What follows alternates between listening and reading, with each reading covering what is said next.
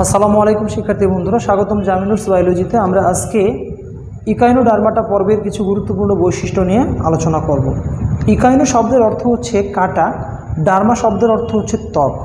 ইকাইনোডার্মাটা শব্দের অর্থ হচ্ছে কাঁটা বিশিষ্ট ত্বক, বা যে সমস্ত প্রাণীদের ত্বকে কাঁটা থাকে সেই সমস্ত প্রাণীদেরকে আমরা বলি ইকাইনোডার্মাটা। ওকে, তাহলে বন্ধুরা আমরা 1 নম্বর বৈশিষ্ট্য পাচ্ছি spiny skin, marine, benthic animals. Spiny মানে কাঁটা, স্কিন মানে ত্বক অর্থাৎ কণ্টকিত ত্বক, আর marine, all of the Echinodermata animals আর মেরিন। প্রত্যেকেই সমুদ্রে বসবাস করে এবং সমুদ্রের কোন জায়গায় তারা বসবাস করে? একেবারে মাটিতে, সারফেস লেভেলে, লোয়ার সারফেস লেভেল, যেটাকে আমরা সি বেড বলি। সমুদ্রের তলদেশে একেবারে পাথর বা কোনো বালি বা কোনো অবতল অঞ্চলে তারা কোনো বস্তুর সঙ্গে লেগে থাকে, একেবারে নিচে তলদেশে। আমরা এই ব্যাপারটাকে বলি বেন্থিক অ্যানিমেল। বেন্থিক শব্দের অর্থ হচ্ছে যে সমস্ত বস্তু পাথরের উপরে জন্মায়, আর পাথর তো আর পানিতে ভাসতে পারে না, পাথর মাটিতে থাকে একেবারে সমুদ্রের তলদেশে, যে কারণে আমরা তাদেরকে বলতেছি স্পাইনি স্কিন, মেরিন, সামুদ্রিক অ্যান্ড বেন্থিক অ্যানিমেল, অর্থাৎ তলদেশে বসবাস করে। 2 নম্বর বৈশিষ্ট্য আমরা বলতেছি ট্রিপ্লোব্লাস্টিক ট্রুসিলম অর্গান সিস্টেমস আর ডেভেলপ। ট্রিপ্লোব্লাস্টিক মানে আমরা জানি যে সমস্ত জীব ভ্রূণ অবস্থায় 3টি স্তর থাকে, একটোডার্ম, মেসোডার্ম এবং এন্ডোডার্ম। তো বন্ধুরা ধরলাম আমরা একটোডার্ম, তারপরে সবথেকে ভেতরের স্তরকে আমরা বলি এন্ডোডার্ম, দিস ইজ এন্ডোডার্ম, এবং মাঝখানে যে স্তরটি থাকে সেটাকে আমরা বলি মেসোডার্ম।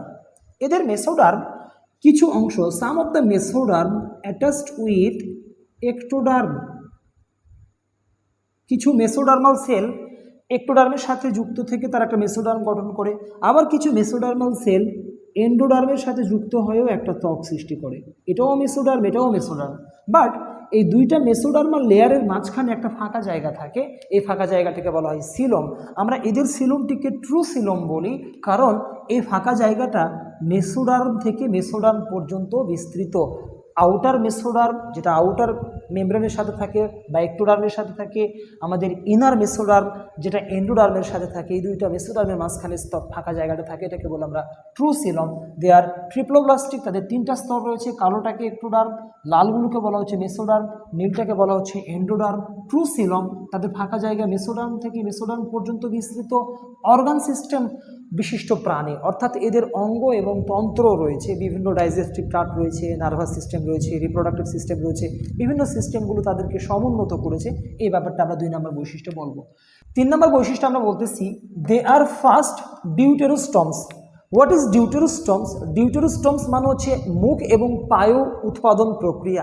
বন্ধুরা আমরা জানি যে সমস্ত ব্লাস্টিক অ্যানিমেল, তাদের ক্ষেত্রে হয় কি যে প্রথমে একটা ব্লাস্টুলা গঠন করে এবং এই ব্লাস্টুলাটা ভেতরের দিকে জার্নি আরম্ভ করে, তখন এই ছিদ্রটিকে আমরা বলি ব্লাস্টোপোর। দিস ইজ ব্লাস্টোপোর, এবং এই প্রথম ছিদ্রটিকে বলা হচ্ছে ব্লাস্টোপোর। এই ব্লাস্টোপোরের থেকে যে ব্লাস্টুলা ডেভেলপ করতেছে, এইটি গিয়ে একসময় উপরের প্রান্তে গিয়ে মিলে যাবে, তখন এখানে আর একটা ওপেনিং সৃষ্টি হবে। এই ওপেনিংটি মুখ অথবা পায়ুতে পরিণত হতে পারে। এখন প্রশ্ন হচ্ছে যে লাস্ট ওপেনিং এবং ফার্স্ট ওপেনিং, যদি ফার্স্ট ওপেনিং মুখ হিসেবে কাজ করে, অর্থাৎ ব্লাস্টোপির যদি মাউথ হয় আর এইটা যদি অ্যানাস হয়, তখন আমরা এই ব্লাস্টোপোরের মুখ হওয়া আর লাস্ট অপোজিট ব্লাস্টোপোরের অপোজিট পোরটা পায়ুতে পরিণত হওয়ার এই ব্যাপারটাকে আমরা বলি প্রোটেরোস্টমস।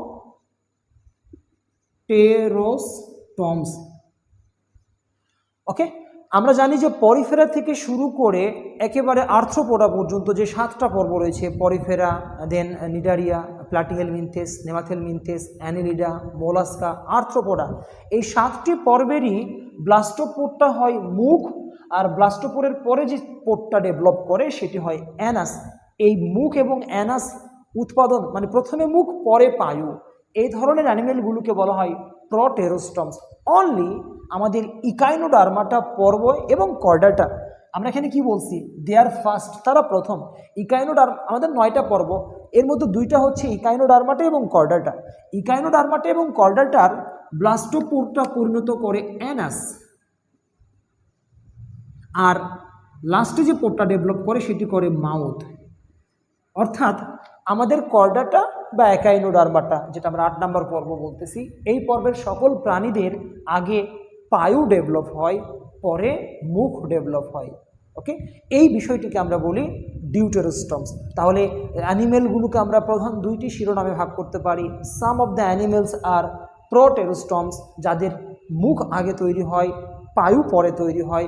আর সাম অফ দ্য অ্যানিমেলস, বিশেষ করে ইকাইনোডার্মাটা এবং কর্ডাটা, দে আর ডিউটেরোস্টমস, যে তাদের আগে আমাদের পায়ু ডেভেলপ করতেছে, পরে আমাদের তাদের মুখ ডেভেলপ করতেছে। আমরাও ডিউটেরোস্টমস, ইকাইনোডার্মাটাগুলোও ডিউটেরোস্টমস। নাও বন্ধুরা, they having water vascular systems from coelom. আমরা কিছুক্ষণ আগে এক্সাম্পল দেখালাম যে তাদের বডি ক্যাভিটি থাকে মেসোডার্ম থেকে, মেসোডার্ম এই জায়গাটাকে আমরা সিলোম বলি। এই সিলোমের ভেতর দিয়ে তারা পানি প্রবাহ নিশ্চিত করে, এই ব্যাপারটাকে আমরা বলতেছি ওয়াটার ভাস্কুলার সিস্টেম। তারা পরিবেশ থেকে পানি গ্রহণ করে, পানি চোষকের মাধ্যমে গ্রহণ করে তারা সেন্ট্রাল রিংয়ে পাঠিয়ে দেয়। সেখান থেকে তাদের রেডিয়াল কিছু শাখা বের হয়, টিউব লাইক শাখা বের হয়। পঞ্চঅরীয় প্রতিসম প্রাণী ম্যাক্সিমামই, তাদের 5টা বাহুতেই কিছু রেডিয়াস আর্মস থাকে, সেই বাহুগুলো দিয়ে পানি যায় এবং সর্বশেষ সেগুলো আমাদের ফুড টিউবে চলে যায়। তারপর সেই দিক দিয়ে পানিগুলো পাস হয়। আমরা এই প্রক্রিয়াটাকে বলি ওয়াটার সার্কুলেশন সিস্টেম, যেটা আমাদের সিলোমের মাধ্যমে সম্পন্ন হয়। না বন্ধুরা, আমরা বলতেছি লোকোমোশন বাই টিউব ফিট।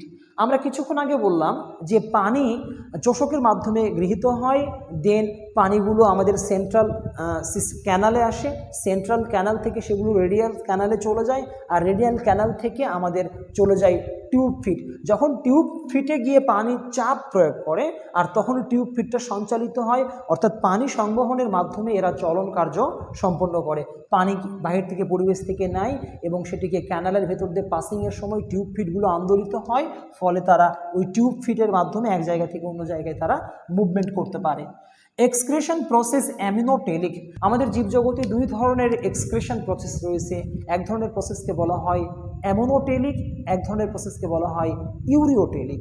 যে সমস্ত প্রাণীরা জলে বসবাস করে তারা ম্যাক্সিমামই অ্যামিনোটেলিক স্বভাবের, অর্থাৎ দেহ থেকে অ্যামোনিয়া জাতীয় বজ্র বের করে দেয়। আর যে সমস্ত জীবরা স্থলে বসবাস করে তারা ম্যাক্সিমাম হচ্ছে ইউরিওটেলিক, অর্থাৎ তারা দেহ থেকে ইউরিয়া জাতীয় নাইট্রোজেন ঘটিত বজ্র বের করে দেয়। তো আমরা দেখতে পাচ্ছি যে আমাদের ইকাইনোডার্মাটা সকলেই সামুদ্রিক, তার মানে তারা জলজ, পানিতে বসবাস করে। সেই মোতাবেক তাদের রেচন প্রক্রিয়াটা হচ্ছে অ্যামিনোটেলিক, মানে তারা দেহ থেকে অ্যামোনিয়া জাতীয় বজ্রগুলোকে বের করে দেয়।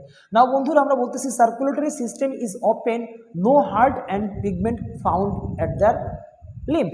অর্থাৎ তাদের যে সার্কুলেশন সিস্টেমটা রয়েছে সেটা ওপেন। আমরা ওপেন সার্কুলেশন সিস্টেম দেখেছিলাম আর্থ্রোপোডা পর্বে, যে তাদের কোনো নালিকা থাকে না, নালিকা নাই মানে দেহ গহ্বরের ভেতরে মুক্তভাবে হিমোলিম্ফ তরলটি সংবহন হয়। ওকে, এদের ক্ষেত্রেও ওই রকমেরই ব্যাপার, যে এদের ক্ষেত্রেও কোনো নালিকাবদ্ধ পরিবহন তন্ত্র নেই, দেহ গহ্বরের ভেতরে মুক্তভাবে এদের তরল সংবাহিত হয়। আমরা এই সার্কুলেটরি সিস্টেমটাকে বলতেছি open circulation system. No heart and pigment, তাদের রক্তে কোনো রঞ্জকও থাকে না এবং তাদের পাম্প করার জন্য কোনো হার্টেরও প্রয়োজন পড়ে না। বিধায় আমরা এই ব্যাপারটাকে বলতেছি তাদের কোনো হার্ট নেই, তাদের কোনো রক্তের রঞ্জক নেই এবং তাদের সার্কুলেশন সিস্টেমটা হচ্ছে open like as Arthropoda. Okay বন্ধুরা, nervous system by 2 nerve rings. এদের নার্ভাস সিস্টেম মানে তো নার্ভের সাথে রিলেটেড বেশ কতগুলো অঙ্গ। এদের প্রধান অঙ্গ রয়েছে 2টা, একটাকে আমরা বলি ওরাল নার্ভ রিং, একটাকে বলা হয় অ্যাবওরাল নার্ভ রিং। এরা নতমুখী হয়ে সমুদ্রের তলদেশে অবস্থান করে। তো যেদিকে নত মুখ, নিচের দিকে মুখ, এই অঞ্চলটাকে আমরা বলি ওরাল সাইড, আর উপরের পৃষ্ঠের অঞ্চলটাকে বলা হয় অ্যাবওরাল। অ্যাবওরাল পাশে এদের অ্যানাস রয়েছে, ওরাল পাশে এদের মুখ রয়েছে।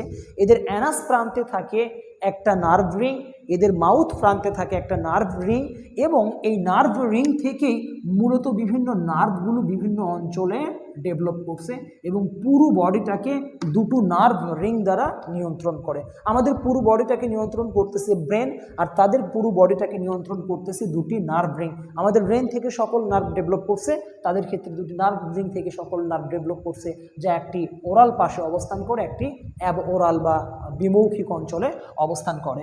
নাও বন্ধুরা, fertilisation is external various types of larva is present.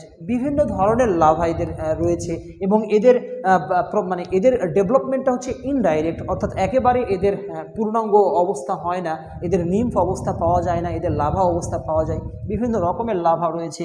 এবং ফার্টিলাইজেশন ইজ এক্সটার্নাল, আমরা জানি যে ম্যাক্সিমাম জলজ জীবেরাই এক্সটার্নাল ফার্টিলাইজেশন করে, অর্থাৎ স্ত্রী প্রজাতি ডিম পারে, অনিষিক্ত ডিম পারে, তারপর পুরুষ প্রজাতি বা জলজ প্রাণীটিকে আকর্ষণ করে, পুরুষ জলজ প্রাণীর সাথে মিলিত হয় এবং পুরুষ জলজ প্রাণী পানিতে স্পার্মিনেশন ঘটায় বা সিমেন ত্যাগ করে এবং সেই সিমেনের মধ্যে থাকা শুক্রাণুগুলো পানিতে থেকে যেখানে ডিম্বাণু রয়েছে বা যেখানে ডিম পাড়া হয়েছে সেই জায়গাগুলোতে গিয়ে ডিমের সাথে নিষিক্ত হচ্ছে।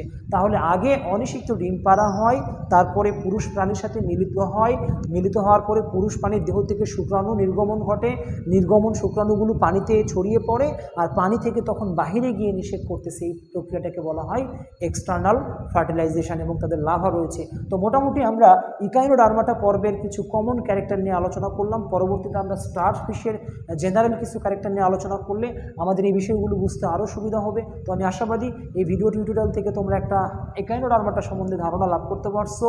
যদি এই চ্যানেলটি তোমাদের ভালো লেগে থাকে তাহলে অবশ্যই সাবস্ক্রাইব করবে, লাইক করবে। সবাইকে ধন্যবাদ জানিয়ে বিদায় নিচ্ছি। আসসালামু আলাইকুম ওয়া রাহমাতুল্লাহ।